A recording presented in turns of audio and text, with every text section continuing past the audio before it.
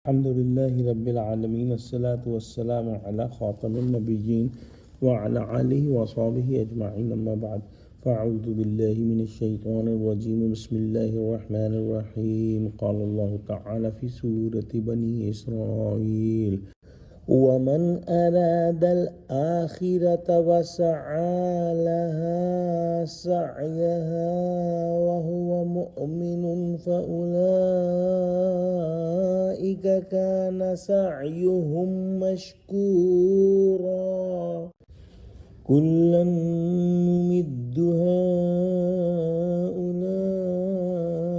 وهؤلاء من عطاء ربك وما كان عطاء ربك محظورا. Translation: And those who desire for the hereafter and struggle for it with due efforts while they are believers, then their efforts are appreciated and accepted by Allah. To all of these and to those we provide from the grants and bounties of your Rabb, and the provision of grants or gifts from your Rabb are never restricted. In the previous verse, we read about those wretched individuals whose entire toil and struggle had been for worldly gain. Whatever worldly portion Allah, the Exalted, willed, He granted them. Yet in the hereafter, such people shall be left bereft and brought forth to face the most severe torment.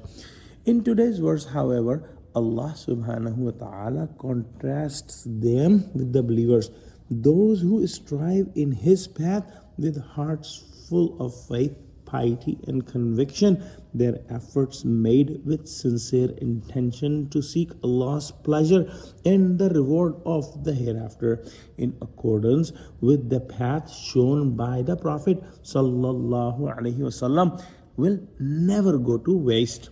Indeed, in the divine court, such efforts will be honored with acceptance.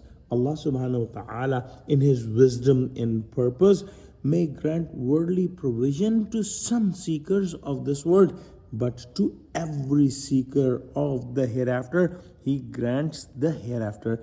It is a crucial point to understand. The seeker of this world may or may not receive the world according to Allah's wisdom, yet the seeker of the hereafter, striving with sincerity and devotion, will surely succeed, for their effort shall never be in vain.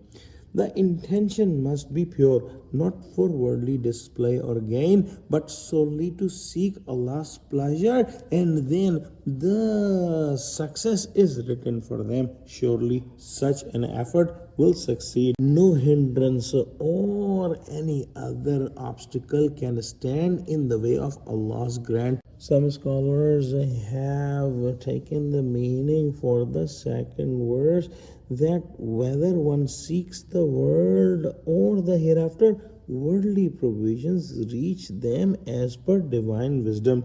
Merely due to disbelief or disobedience, the doors of worldly blessings are not necessarily closed. Wallahu alam. Allah subhanahu wa ta'ala knows the best. Let's pray that Allah subhanahu wa ta'ala grant us understanding of Quran, make us united, make us steadfast on the straight path. Ameen. Wa akhiru da'wana alhamdulillahi rabbil alameen. Wassalamu alaikum wa rahmatullahi wa barakatuhu.